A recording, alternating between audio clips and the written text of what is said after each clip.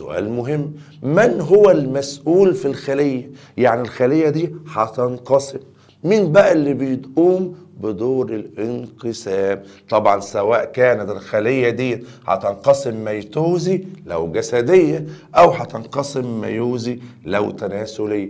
هو المسؤول عن انقسام النواة.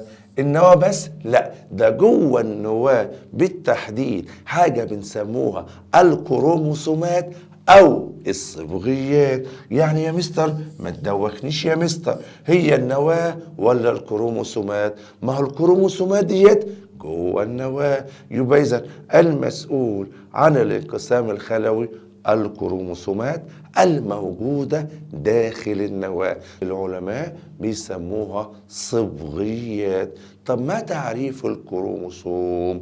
الكروموسوم هي أجسام خيطية الشكل وتمثل المادة الوراثية، يعني هي اللي بتعبر عن الصفات الوراثية في كل كائن حي. هناخد بقى التركيب بتاع الكروموسوم. ليه تركيبين؟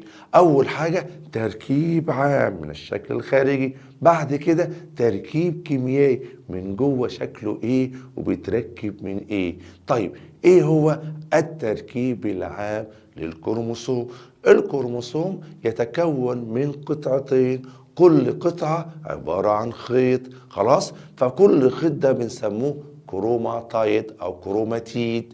يبقى انا عندي الكروموسوم يتكون من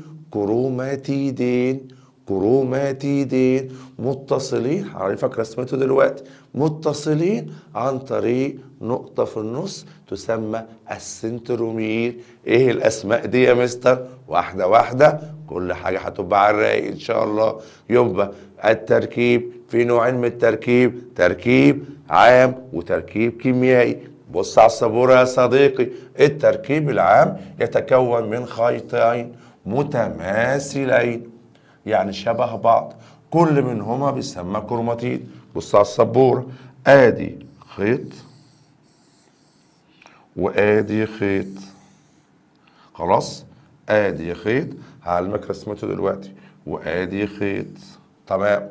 كل خيط من دولت هنسموه كروماتايد. ادي الخيط اللي فوقاني وادي الخيط التحتاني.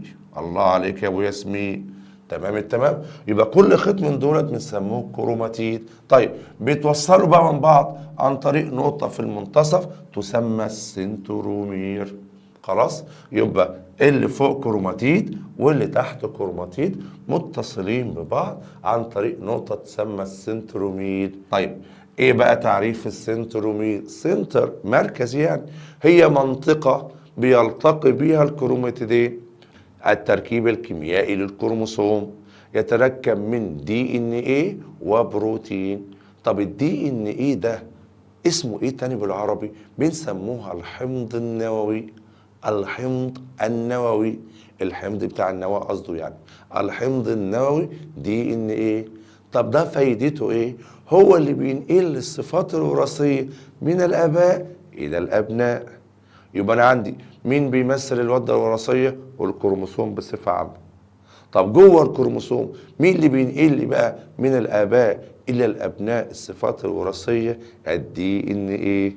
تعال بص على السبوره، ادي الخليه بصفه عامه، الخليه جواها نواه، والنواه فيها كروموسومات، خلاص تمام؟ مش كنا بنقول من المسؤول على الانقسام؟ كنا بنقول مسؤول عن انقسام النواه وبالتحديد الكروموسوم. طب ايه بقى اللي جوه الكروموسوم؟ اللي هو الدي ان ايه. طب الدي ان ايه ايه تعريفه؟ هو الحمض النووي الذي يحمل المعلومات الوراثيه اللي هي الصفات الوراثيه من في الكائن الحي.